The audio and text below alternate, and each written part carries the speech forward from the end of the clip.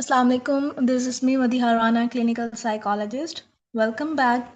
Today we are talking about one of the most powerful tools in any therapy room. And it's not a technique or a manual, it's RAPO. RAPO is the ability to connect with others in a way that creates trust and understanding. As Susan says, trust and rapport are the connective tissue for gaining and maintaining healthy relationships. In this video, we will cover why rapport matters, how it predicts treatment outcomes, and 7 practical strategies you can use starting today. So start करते हैं हम इसको. First of all, what is rapport? A rapport is more than just being friendly. ये बहुत ज़्यादा important बात है, हमें जो है वो समझ नहीं आती कि जो है वो रैपो है क्या. रैपो जो है वो is more than just being a friendly. ये एक थेराप्यूटिक अलायंस है जहाँ क्लिनिशियन और क्लाइंट जो है वो क्लिक करते हैं. और रैपो जो है वो क्रिएट करती है सेफ्टी. उससे जो है वल्नरेबिलिटी जो है जो मेट होती है वो एक्सेप्टेंस के साथ होती है. ठीक है. और it's not a one time event. Rapport must be nurture in every single session. ऐसा नहीं होता कि फर्स्ट सेशन में सिर्फ रैपो बिल्ड हो जाती है. टाइम लगता है आपको. दूसरा तीसरा चौथा सेशन टाइम टू टाइम जो है वो आपकी रैपो जो है वो नर्चर हो रही होती है एवरी सिंगल सेशन में. और आपका जो क्लाइंट है उसको हेल्प मिलती है कि वो आप पे ट्रस्ट कर सके. रेपो बिल्डिंग बेसिकली जो है वो इस्टेब्लिश करती है थेराप्यूटिक अलायंस जहाँ क्लिनिशियन और क्लाइंट जो हैं वो क्लिक करते हैं. एक आपका कनेक्शन बनता है जिसे हम थेराप्यूटिक रिलेशनशिप भी कहते हैं. Safety first.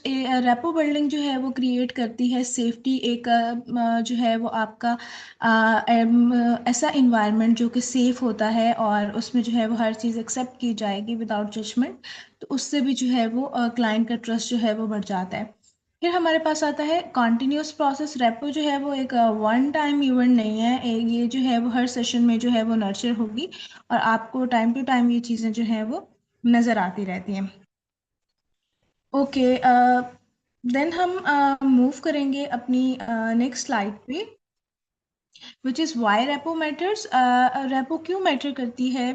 अगर हम इधर देखें तो हमें एक मेटा एनालिसिस की फाइंडिंग भी नज़र आ रही होगी.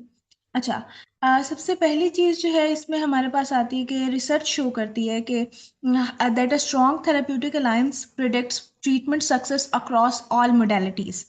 Clients stay in a therapy longer when they feel connected. This is why repo matters. And high repo creates the safety clients need to share the deepest struggle. In fact, a major meta-analysis by Horvath and colleagues found that the quality of the alliance is a consistent predictor of outcome regardless of the therapy type. आप इसमें clearly जो है वो देख सकते हैं इस meta analysis की finding में कि किस तरह से जो है वो आपने देखा कि जो थेराप्यूटिक अलायंस है वो अगर हाई अलायंस है तो आप फिर थेरेपी में भी रहते हैं. ठीक है. उससे ट्रीटमेंट भी बेहतर होता है.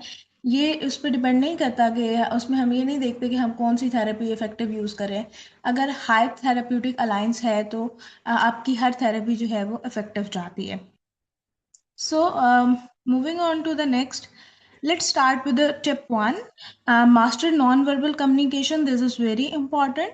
हमेशा जो है वो आप comfortable use comfortable natural eye contact, not steering. आपने घूरना नहीं है.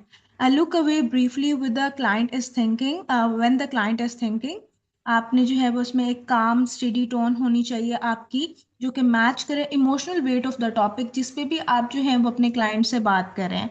और आप सटली जो है वो मिरर करेंगे उसके पोस्चर को और एनर्जी लेवल को. For example, if a client is speaking slowly about a difficult memory, don't rush them with high energy. आप जो है वो स्लो डाउन रहें. उनके वहाँ जो है आपने मीट करना है जहाँ क्लाइंट है. Meet them where they are.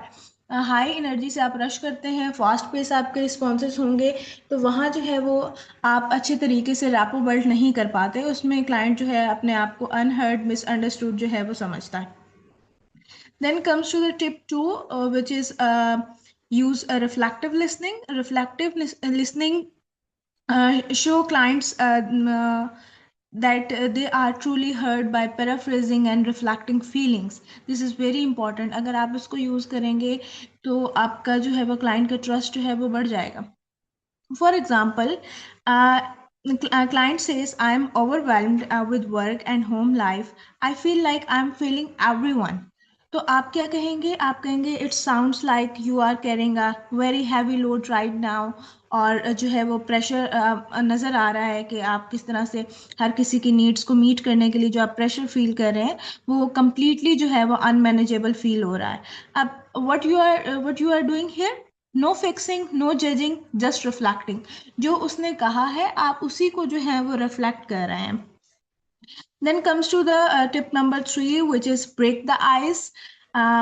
Break the ice means small talk helps client transition into a therapeutic space. This is very important. आप लंबे लंबे से जो है वो टॉपिक्स लेकर बैठ जाते हैं तो वहाँ जो है वो प्रॉब्लम आती है. आपने स्मॉल टॉक करनी है जिसमें क्लाइंट जो है, क्लाइंट्स की जो ट्रांजिशन है वो थेराप्यूटिक स्पेस में आ जाए और चीज़ें जो हैं वो बेहतर हो जाए. आपने क्या ट्राई करना है? आप इसमें जो है प्रैक्टिकल एग्जांपल्स मैंने इधर मेंशन किए हैं कि आपने उसकी जो इनिशियल टेंशन है उसको आपने ईज करना है. स्टार्ट करेंगे आप with neutral low stake topics जिसमें आप अलाउ करते हैं कि क्लाइंट का जो नर्वस सिस्टम है वो सेटल हो जाए before diving into deeper. Environment से रिलेटेड आप क्वेश्चन कर सकते हैं, हॉस्पिटैलिटी से रिलेटेड, शेयर्ड ऑब्जर्वेशन से रिलेटेड आप कर सकते हैं. For example you can say the weather is finally feeling like spring.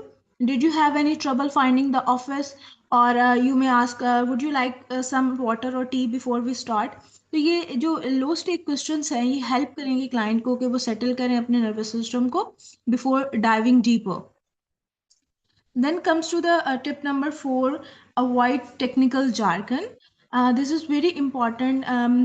सारी चीज़ें ही important हैं, स्टेप बाय स्टेप चीज़ें जो हैं वो आ रही हैं.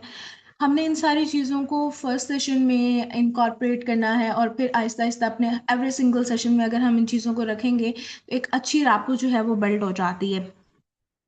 अब इसमें क्या है कि आपने instead of saying we will use CBT to address your maladaptive cognitions.